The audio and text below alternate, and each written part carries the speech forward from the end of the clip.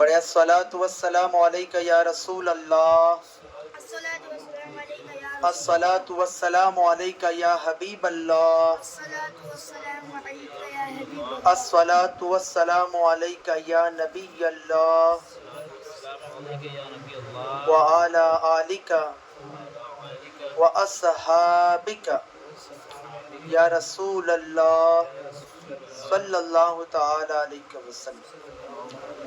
شمع رسالت کے پروانوں، میرے پیارے آقا صلی اللہ تعالی علیہ وسلم کے پیارے دیوانوں، الحمدللہ ہم نے ابھی تک سیرت مصطفیٰ صلی اللہ تعالی علیہ وسلم کے درس میں اور اس کتاب سے آقا کریم صلی اللہ علیہ وسلم کی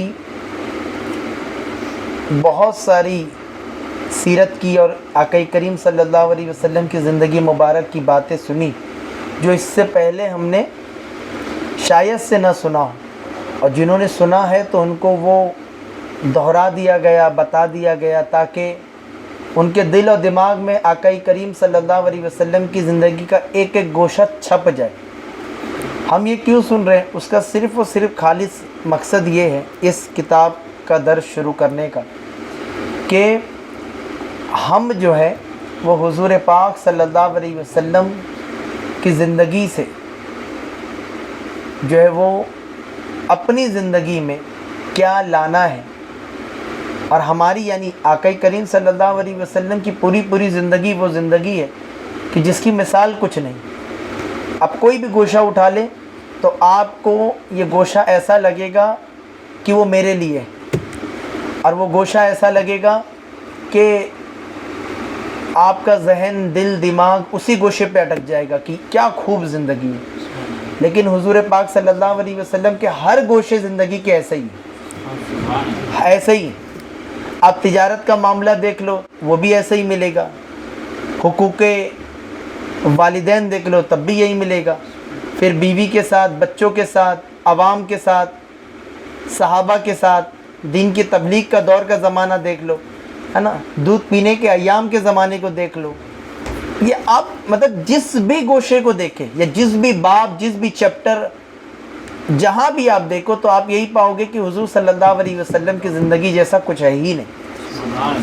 اسی لیے تو اللہ تعالیٰ نے فرمایا لقد کان لکم فی رسول اللہ اسوۃ حسنہ، کہ تمہارے لیے جو ہے وہ رسول اللہ کی پیروی سب سے بہتر ہے، سب سے بہتر ہے۔ اور آقا کریم صلی اللہ علیہ وسلم کے احادیث مبارکہ کی روشنی میں اس کو سمجھے تو اتنی زندگی اتنی امپورٹنٹ ہے حضور صلی اللہ علیہ وسلم کی زندگی کو فالو کرنا کہ اللہ کے رسول صلی اللہ علیہ وسلم فرماتے جس نے سنت رسول کو چھوڑا اور میرے راستے سے ہٹا وہ جنت کا راستہ بھول جائے گا۔ آپ سمجھ رہے؟ جنت کا راستہ بھول جائے گا۔ تو یعنی کہ آقا کریم صلی اللہ علیہ وسلم کی سیرت پر عمل کرنا، یعنی سیرت کو سننا سمجھنا اور عمل کرنا، یہ نہایت ہی ضروری ہے، اور یہ اتنا اہم ہے کہ اس کے بغیر نہ دنیا میں کامیابی ہے نہ آخرت کی کامیابی۔ اگر کوئی سوچے نہیں سنت کے بنا بھی تو چلتا ہے نا، نہیں چلتا۔ تو الحمدللہ ہم نے کافی کچھ سن لیا تھا، اور پچھلے ہفتے ہم نے سنا تھا کہ کس طریقے سے اعلان نبوت آقا کریم صلی اللہ علیہ وسلم نے فرمائی، اور غار ہیرا، یہ اس جگہ پر اس غار میں جا کر آقا کریم صلی اللہ علیہ وسلم کس طریقے سے عبادت کیا کرتے تھے۔ پھر اس کے بعد ہم نے یہ سنا کہ پہلی وحی کا نزول کیسے ہوا، اس کا پورا واقعہ سنا، وہ کیا واقعات تھے، کیسے حضرت جبریل آئے، پھر آقا کریم صلی اللہ علیہ وسلم کس قدر اپنے گھر پہ گئے، حضرت خدیجہ کو بتایا، ورقہ بن نوفل تک یہ بات گئی، یہ سارا کچھ الحمدللہ ہم نے سنا۔ آج انشاءاللہ تعالی ہم یہ سنیں گے کہ اسلام کی دعوت کا پہلا، دوسرا اور تیسرا دور، اس کو 3 الگ دور میں بانٹا گیا، 3 الگ دور۔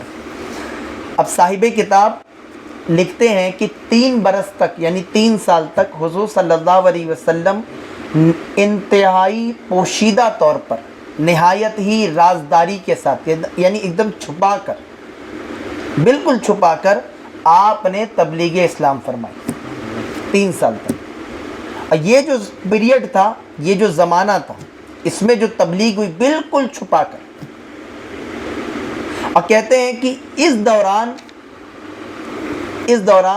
اور یہ جو عرصہ ہے اس کے درمیان میں جو ہے سب سے پہلی عورتوں میں جس نے کلمہ پڑھا وہ حضرت بی بی ختیجہ ہے، عورتوں میں سب سے پہلا کلمہ، اور مردوں میں سب سے پہلے کلمہ پڑھنے والے حضرت صدیق اکبر یعنی حضرت ابو بکر صدیق رضی اللہ تعالیٰ عنہ۔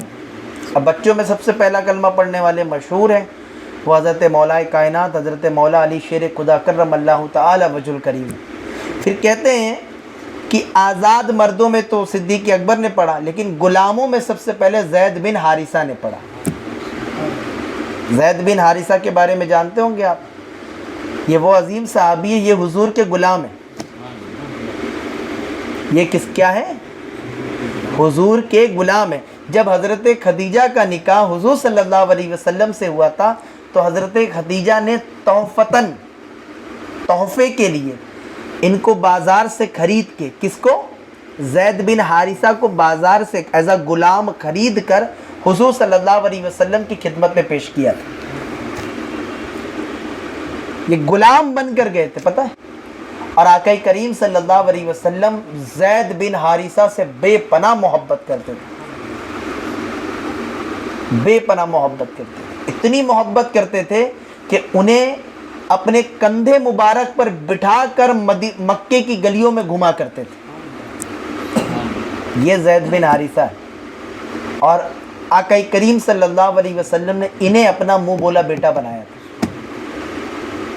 یہ کسی اور کو یہ شرف حاصل نہیں ہے، کسی اور کو نہیں،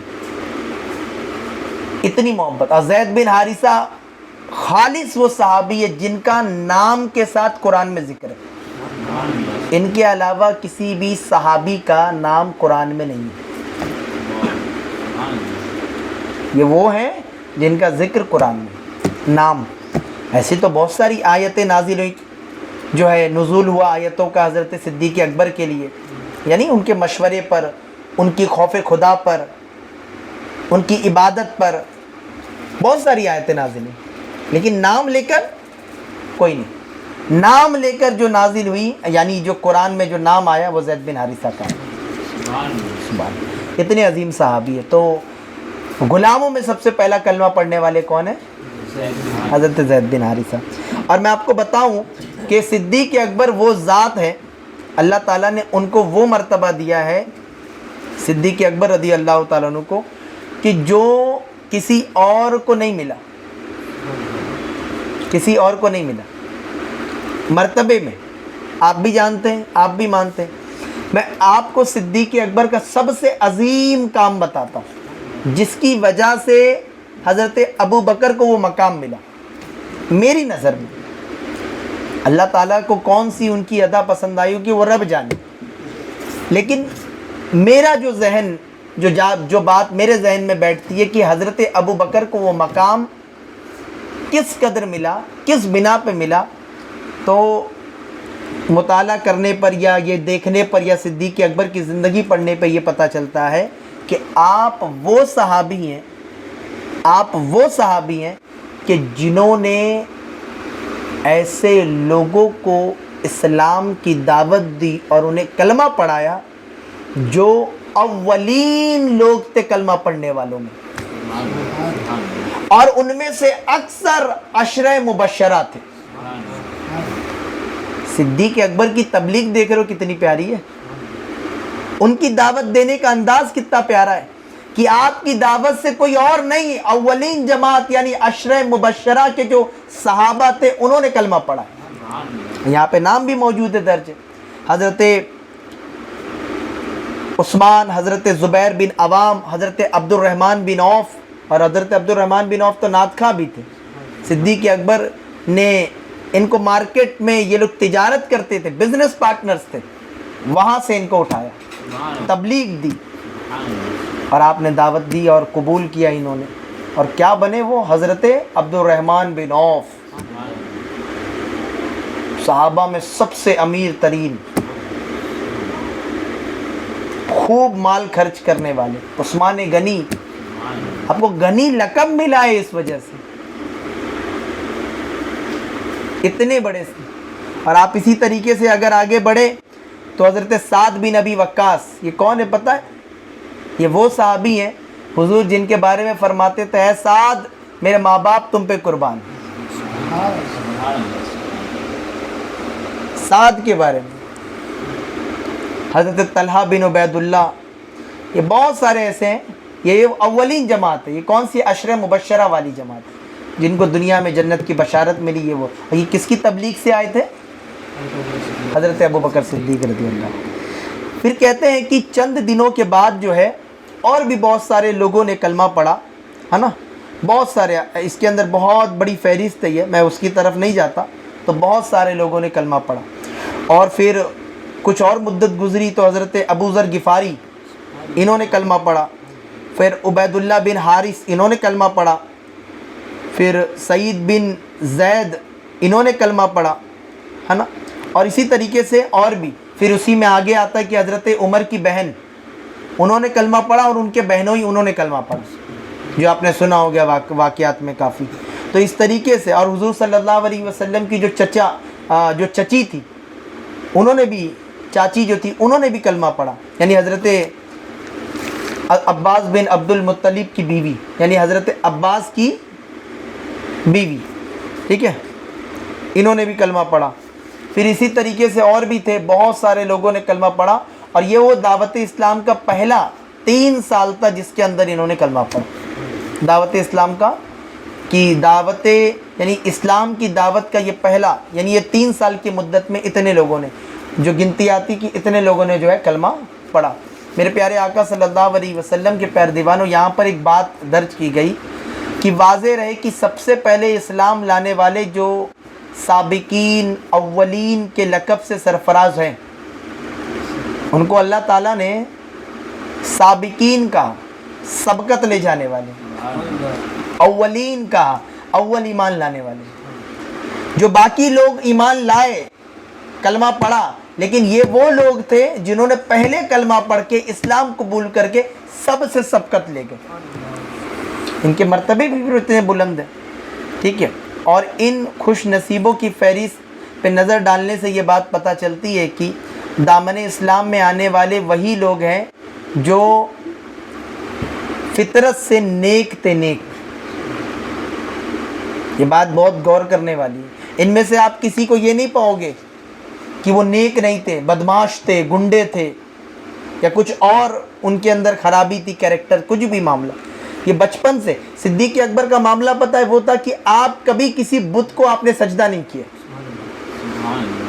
صدیق اکبر کا معاملہ، ان کے والد جب ان پہ شدت کرتے، مارتے، زور ڈالتے، کیوں نہیں جاتا ہے بتوں کے پاس، تو ان کی امی کیا کہتی پتہ؟ ان کی امی جواب دیتی چھوڑ دو اس کو، چھوڑ دو. یہ وہ ہے کہ جن کے بارے میں مجھے جو ہے وہ بشارت ملا کرتی تھی کہ یہ وہ بچہ ہے جو آخری نبی جو تشریف لائیں گے ان کا دوست ہوگا. تو تم ان کو چھوڑ دو، تم اس کو چھوڑ دو. آپ سمجھ رہے ہو؟ اس طریقے سے بہت بڑی بات ہے. تو فطرت سے ہی وہ نیک تھے اور اچھے لوگ تھے، اچھے خاندان، اچھے کردار والے. مال کی کمی زیادہ ہو سکتی ہے، کم ہو زیادہ ہو، لیکن لوگ اچھے تھے اور انہوں نے اسلام کی دعوت کو قبول کی. اور آقا کریم صلی اللہ علیہ وسلم نے جو تبلیغ کی، جو صدیق اکبر نے تبلیغ کی، تو اس سے جو ان لوگوں نے کلمہ پڑھا اور اسلام قبول کی. میرے پیارے آقا صلی اللہ علیہ وسلم کے پیارے دیوانوں، انشاءاللہ تعالی اب اگلے ہفتے ہم جو ہے وہ دوسرا دور اور تیسرا دور بھی سنیں گے. یہ اس کے بعد جو ہے نا، وہ اس کے بعد کے واقعات میں کہہ رہا ہوں کہ اس کے بعد وہ بیان ہوگا، ان واقعات کی طرف ہم نظر ڈالیں گے کہ آقا کریم صلی اللہ علیہ وسلم پر اور صحابہ پر کتنے ظلم و ستم ہوئے. یہ دور جو تھا اس میں، یا اس کے بعد جب اعلانیہ طور پہ اسلام پھیلانے کے لیے نکلے، تب کیا ہوا انشاءاللہ تعالیٰ، ٹھیک ہے. تو یہ بہت ہی ہمارے لیے جو ہے سعادت کی بات ہے کہ اللہ تعالیٰ جو ہے یہ سیرت مصطفیٰ صلی اللہ علیہ وسلم کا درس ہمیں سننے مل رہا ہے. یہ بات ہمیں پتہ چل رہی ہے، بہت بڑی بات ہے. اللہ تعالیٰ ہمیں ہمیشہ اسے سننے والا بنائے. اللہ تبارک و تعالیٰ سے دعا ہے کہ اللہ تعالیٰ ہم سب کو سننے کے کہنے سننے سے زیادہ عمل کی توفیق عطا فرمائے. وما علینا الا البلاغ المبین. السلام علیکم ورحمۃ اللہ وبرکاتہ.